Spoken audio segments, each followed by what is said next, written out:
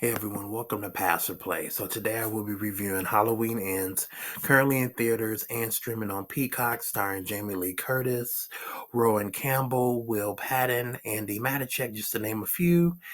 And so we open with the movie starting 5 years later from Halloween Kills, and Lori, she's living with her granddaughter now, and she's trying to finish her memoir. They've demolished Michael Myers' home, um, and he's just kind of gone into hiding. He's disappeared, and and also too, you have this main character Corey now, who ends up kind of taking on the moniker of kind of like Michael Myers esque, where because Michael Myers has not been found, brought to justice, seems people have transported that kind of, I would say, hatred or disgust, from Michael Myers, even though now he's more like a legend, like a myth, a fearful myth, like, is he coming back? What's he gonna do? But from this accident that happens with this character Corey, the town kind of transports their kind of aggression and fears and animosity towards this character Corey, who for the first hour he's basically the main character, and it's an origin story of sorts of how someone can kind of descend into darkness and sickness, based on trauma. I will say, even without trying to spoil anything, Jeremy got himself killed playing games. That's all I'm gonna say, And Corey was most likely claustrophobic, at least from what I could tell, from what I saw. Um, and it still was an accident, wasn't necessarily deliberate and on purpose. But either way, this kind of mob mentality, which they did kind of go in within Halloween Kills, carries over into this film. And sometimes they have this thing where people say they blame the victim for their perpetrators actions, and that kind of happens too, where the town is blaming Lori, for Michael Myers' actions, where again they're giving her animosity and a little bit of disdain and attitude, for something that she didn't do. She was preparing for a fight in, the first Halloween in 2018, and it happened that way, but she didn't make Michael Myers Michael Myers. But they are interconnected. And I will also say, as far as this story too, Michael Myers plays peekaboo for the first hour as well, and both of them, Michael Myers and Laurie, they seem kind of like, this again, it comes back around to them like the last 45 minutes of the film. This film's about like an hour and 40 minutes or so. So the first hour really focuses on Corey, gives him like his origin story, and then about the last 40 minutes or so in, it focuses more on Michael Myers and Laurie, but they almost feel like, secondary characters in their supposed all overall story. I would also say too, now I will say that the kills are really good when they start really revving it up in the kills. Um, I would say that the pacing's good, but I would say this is kind of like two films into one. I feel like the first film was really good in 2018, just Halloween. If they maybe would have made this one Halloween Kills with like this new origin story, and then carried this over into maybe Halloween. And I'm sorry. So leave it at, so the first one would have been good, like, Laurie trapping Michael Myers in the bottom of the house, right?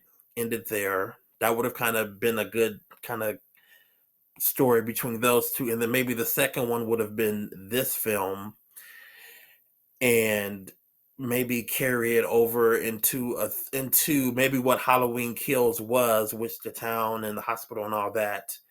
and then having the showdown be ended on that night. So maybe, and then this one wouldn't have been called Halloween Ends. It could have been Halloween Origin, or Halloween, Blood Bloody Massacre. I don't know.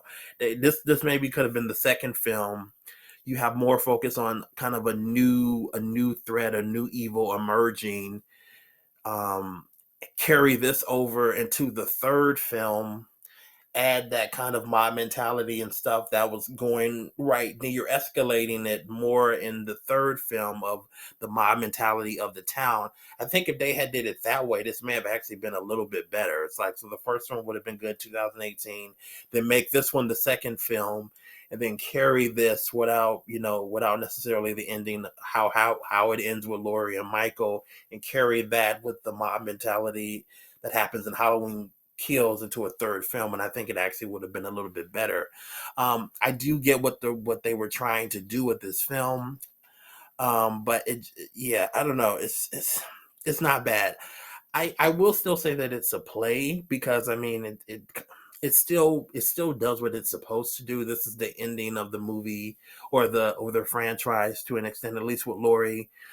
Um, and so I would say go spend your money on streaming than versus going necessarily to a theater.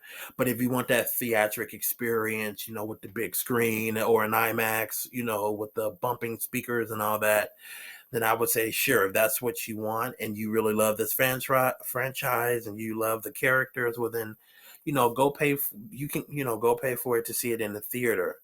I would say it's a play for me as far as streaming. If you talk, at least personally for me, if you talk about going to a theater to see it, I would say maybe pass. I would say save your money and do it on streaming versus going to pay for it at a theater. I think depending on, if you're a diehard fan of the franchise and the films and the characters, then you may not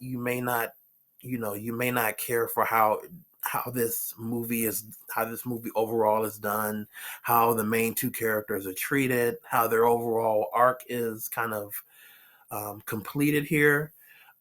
If you're just someone who maybe came in 2018 and you're kind of a fan of these overall films, and I will say I didn't mind Halloween Kills. I didn't think it was as bad as some people have made it. I mean, is it the best? No, but I don't think it's the worst either. Um, but I would say, yeah, diehard fans more or less probably maybe will most likely have a problem with this film. Um, they do end it. They do give it a finale.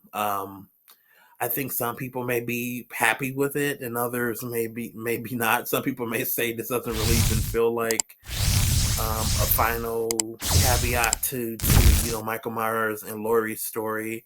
Um, but I would say it is a play if you're going to do it on streaming. I would say maybe save your money and do it on streaming.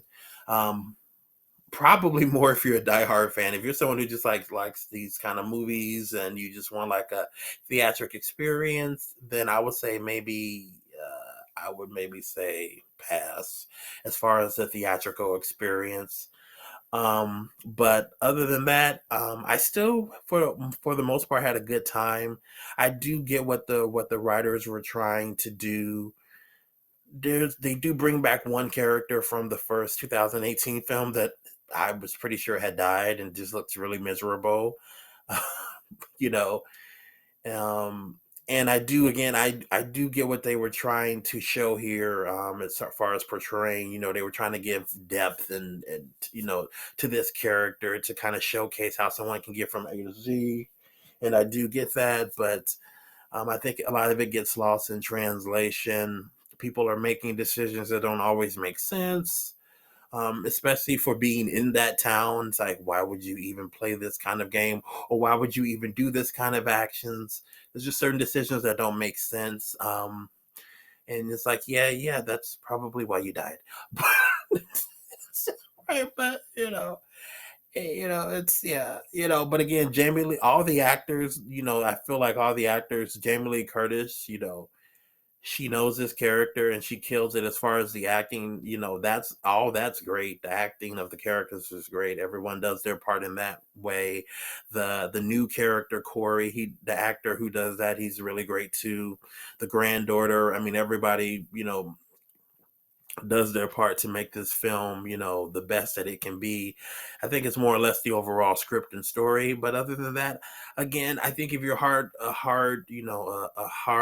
diehard fan, then you may have a problem with this. If you just came in 2018, or you just like, or you're just like, I like horror films, I like, blood and gore and all that, then you may really like this film just kind of based on those principles and not necessarily being a diehard fan from the original, back from 40 years ago versus carrying over into 2018. You may be okay with this. Again, I say maybe if you're a diehard fan, maybe save your money and just watch it on streaming. But if you're one of those fanatics who love horror films and all that, I would say, yeah, then go pay for your money in the theater and, enjoy your, theatrical experience. But other than that, if you like this video, press the like button. If you have any comments, comment below. And if you're not a subscriber, please subscribe. Trying to get to 1,000 by the end of the year. Thank you to those who've already subscribed. And out. See you next time.